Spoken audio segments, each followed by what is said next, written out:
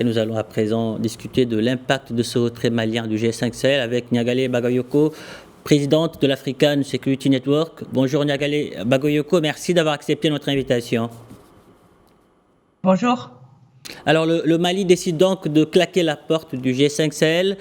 La première question est de comprendre ce que pèse le Mali au sein de la force conjointe du G5 Sahel. Le Mali est donc l'un des 5 membres fondateurs de cette organisation qui ne doit surtout pas être confondu avec sa force conjointe.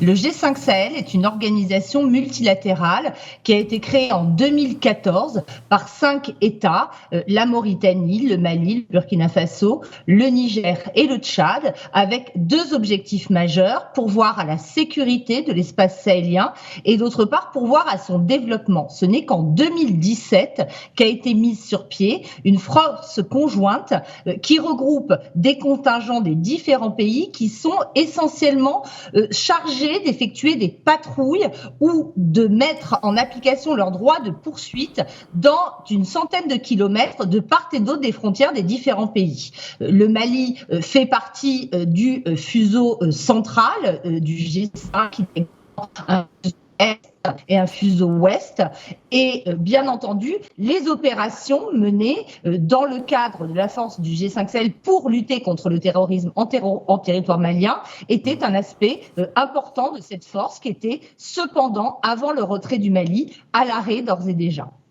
Justement, avec le départ de Bamako, l'organisation créée en 2014 est-elle appelée, disons, à disparaître ou va-t-elle évoluer sur un autre format en intégrant d'autres pays ? Alors, la difficulté est que cette organisation, depuis sa création, connaît de très grandes difficultés. Tout d'abord, elle a été créée contre d'autres initiatives regroupant d'un point de vue multilatéral différents États. C'était le cas notamment bien entendu de la CEDEAO qui avait peiné tout au long de l'année 2012 à mettre sur pied une force d'intervention. C'était le cas aussi du comité d'état-major opérationnel conjoint qui avait été créé dans le cadre de l'initiative de Nouakchott l'Algérie.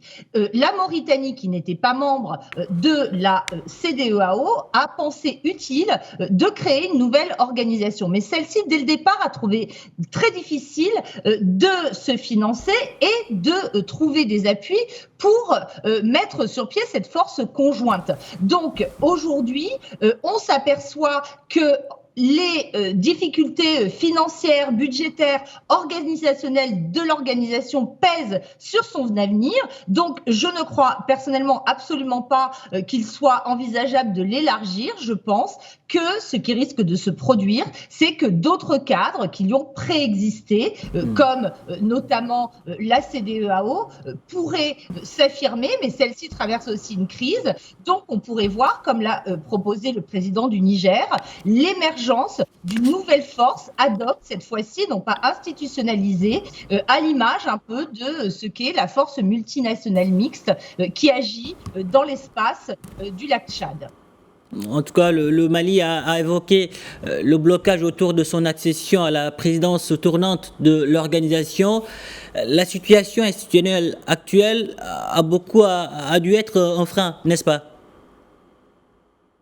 La situation institutionnelle du G5 est très problématique dans la mesure où aujourd'hui, la majorité des chefs d'État en son sein sont issus de coups d'État institutionnels ou de coups d'État militaires. C'est en effet le cas du Mali, mais les conditions d'accession de Mahamat Idriss Déby à la tête du Tchad, à la tête de ce comité militaire de transition, ont également violé les dispositions constitutionnelle, et c'est bien entendu également le cas du Burkina Faso. Et tout cela démontre la très profonde crise de gouvernance qui touche l'espace sahélien, qui n'est pas uniquement l'objet de menaces djihadistes terroristes, mais qui est aussi le théâtre de la défiance qui a permis l'accession au pouvoir d'un certain nombre de dirigeants issus des rangs militaires. Donc, à mon avis, avant même ce départ, l'organisation était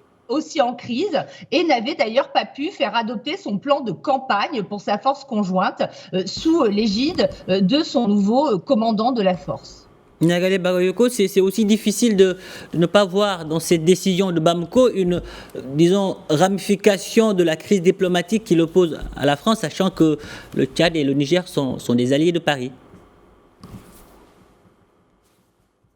Ce que démontre cette crise, à mon avis, avant tout, c'est la nécessité de prendre conscience que toute l'architecture internationale qui a été mise en place au Sahel, sous l'égide à la fois de la communauté internationale, France incluse, mais elle n'est pas la seule, et également par les acteurs africains, est en train de s'effondrer. On le voit avec le retrait forcé de l'opération Barkhane. On le voit avec les interrogations qui entourent le renouvellement du mandat de la MINUSMA, on le voit avec la fin de la mission européenne de formation. On se rend compte que tout ce monstre institutionnel qui a été créé, dont la coordination a été extrêmement compliquée, n'était pas adapté pour gérer le type de conflictualité à laquelle on avait affaire. Et in fine, cette situation ne risque-t-elle pas de fragiliser davantage, de fragiliser davantage ou de renforcer l'isolement régional du Mali qui est toujours, rappelons-le, sous le coup de sanctions de la CEDEAO? Alors en effet, on constate aujourd'hui que le Mali multiplie les ruptures avec l'ensemble de ses partenaires et en choisit d'autres. C'est une option, à mon avis, extrêmement périlleuse, extrêmement dangereuse pour le pays lui-même, qui est en effet souverain dans ses choix, mais qui s'expose à l'isolement. On a vu d'autres États précédemment, comme la République centrafricaine, choisir de dénoncer un certain nombre de partenariats traditionnels, se retrouver dans un tête-à-tête avec un nouveau partenaire qui se révèle assez difficile à contrôler et à gérer. Je pense qu'il est extrêmement important que le Mali choisisse de rester dans le concert des nations. En tout cas, Gnagale Bakoyoko, merci d'avoir répondu à nos questions. Merci pour toutes ces précisions.